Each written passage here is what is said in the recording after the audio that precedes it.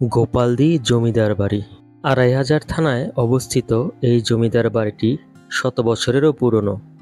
স্থানীয় লোকেদের মাধ্যমে শোনা যায় এখানে 3টি জমিদার বংশ ছিল। বংশগুলো হলো সর্দার, তেলি ও ভূঁইয়া। সবচেয়ে বড় বংশ ছিল সর্দার বংশ। সর্দার বংশের জমিদার শ্রী প্রসন্ন কুমার, মরীন্দ্র কুমার এবং গোপালচন্দ্র। এই গোপালচন্দ্রের নাম অনুসারেই এলাকার নামকরণ করা হয় গোপালদি। এই জমিদার বাড়িটি এতই বিশাল, এতই বড় যে এটি আমার ড্রোন দ্বারাও কভার করা খুব কষ্ট হয়ে যাচ্ছিল। বাড়িটির মাঝখানে একটা বড় উঠান ঘর।